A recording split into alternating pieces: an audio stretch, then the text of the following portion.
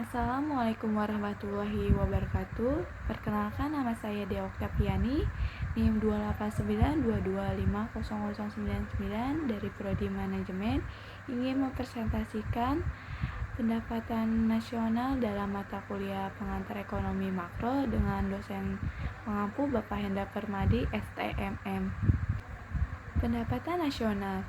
Pendapatan nasional adalah jumlah pendapatan yang diterima oleh seluruh rumah tangga keluarga atau RTK di suatu negara dari penyerahan faktor-faktor produksi dalam satu periode, biasanya selama 1 tahun.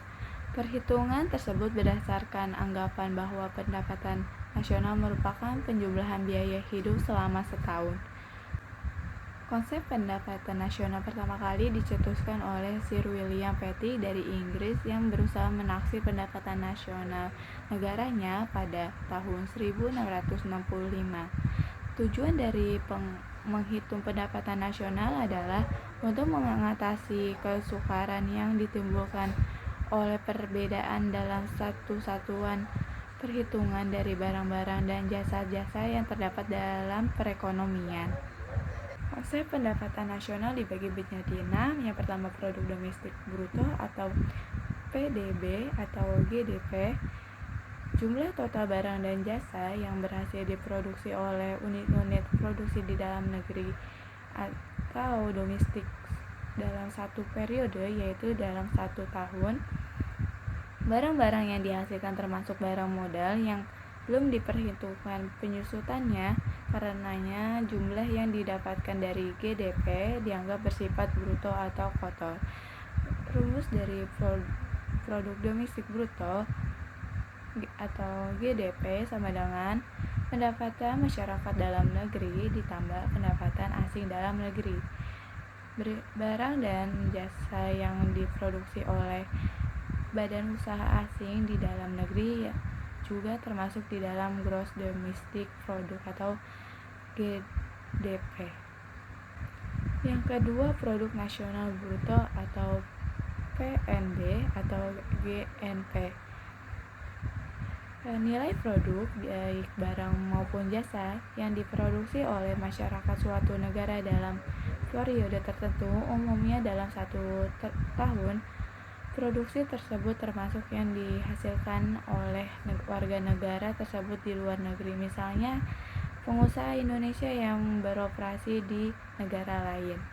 Rumus dari produk nasional bruto atau GNP sama dengan pendapatan WNI dalam negeri ditambah pendapatan WNI luar negeri dikurang pendapatan asing dalam negeri.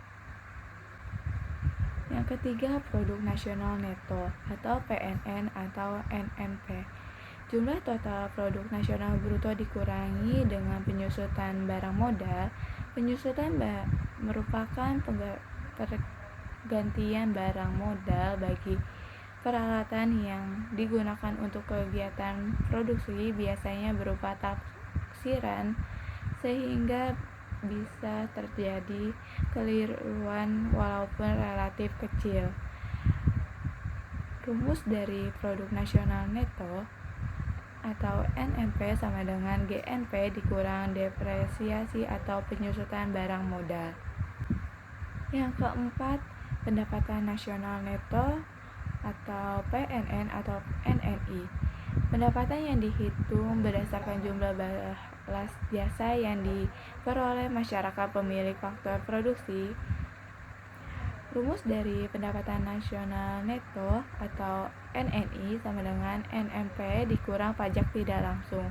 Yang dimaksud pajak tidak langsung adalah pajak yang bebannya dapat dialihkan kepada pihak lain seperti pajak penjualan, pajak hadiah, dan lain-lain. Yang kelima, pendapatan perseorangan atau PI. Jumlah total pendapatan yang diperoleh oleh masing-masing orang dalam masyarakat, termasuk penghasilan yang didapatkan tanpa harus bekerja, misalnya PNS yang mendapatkan uang pensiun. Contoh rumus dari pendapatan perseorangan atau PI sama dengan NNI dikurang pajak perusahaan dikurang dikurang laba diton ditambah transfer payment. Transfer payment adalah semua penerimaan yang bukan dari hasil balas jasa produksi tapi diambil dari pendapatan nasional tahun sebelumnya.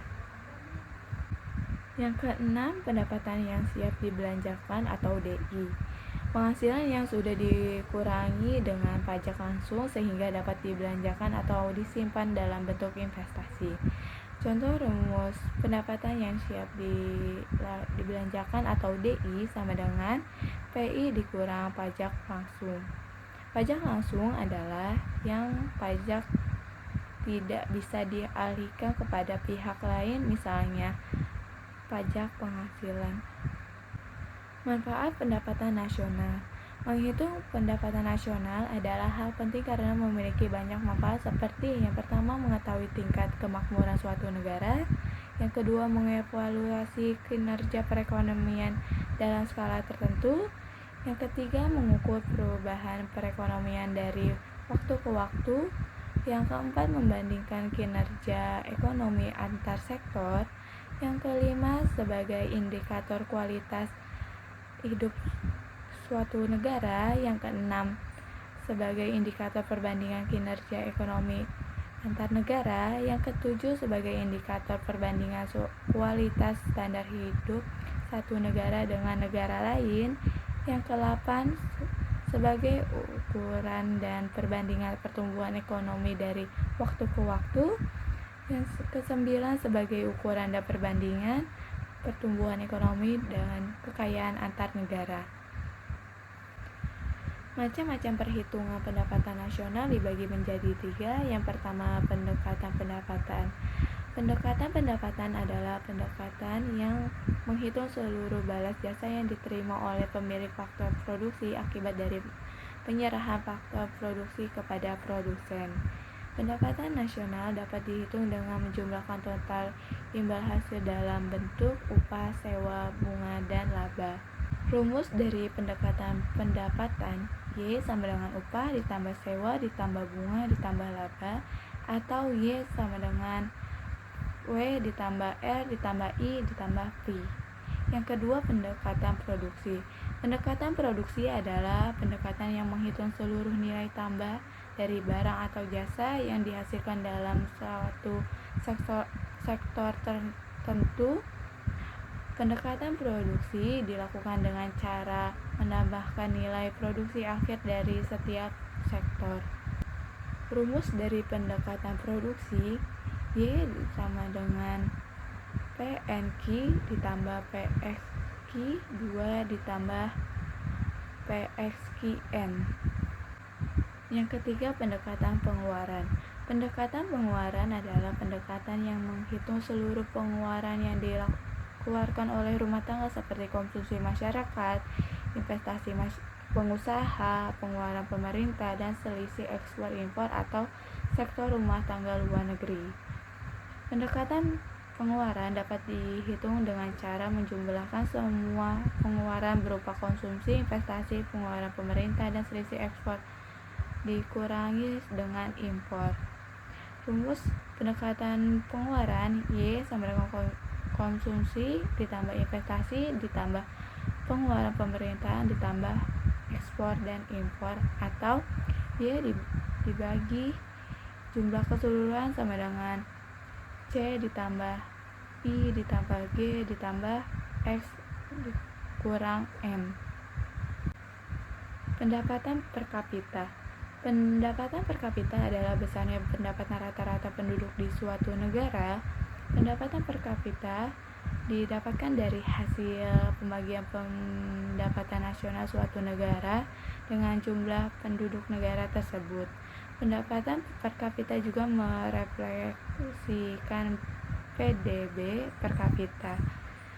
Pendapatan per kapita sering digunakan sebagai tolak ukur kemakmuran dan tingkat pembangunan suatu negara. Semakin besar pendapatan per kapitanya, semakin makmur negara tersebut. Pendapatan per kapita didapatkan dari hasil pembagian pendapatan nasional suatu negara dengan jumlah penduduk negara tersebut. Kegunaan dari perhitungan pendapatan per kapita ada 9. Yang pertama, pembanding tingkat kesejahteraan masyarakat. Yang kedua, sumber perbandingan tingkat kesejahteraan penduduk antar negara. Yang ketiga, salah satu dasar dalam pengambilan kebijakan perekonomian. Yang keempat, dasar perencanaan pembangunan di masa depan. Yang kelima, penghitung standar hidup suatu negara. Yang keenam, barometer kemajuan perekonomian suatu negara. Yang ketujuh, standar perumusan kebijakan pemerintah. Yang kedelapan, pembandingan belanja pendapatan masyarakat. Yang kesembilan, pembanding perekonomian antar daerah maupun negara dalam tingkat perkembangan ekonomi dan pembangunan. Kendala dalam perhitungan pendapatan nasional dibagi menjadi 3. Yang pertama, kurang tersedianya catatan data statistik. Yang kedua, sulitnya pemisahan antara barang jadi dan setengah jadi. Yang ketiga, terjadinya perhitungan ganda. Berikut meningkatkan pendapatan nasional dibagi menjadi 5. Yang pertama, peningkatan pembangunan nasional khususnya dalam sektor ekonomi. Yang kedua, peningkatan SDM melalui pendidikan dan pelatihan.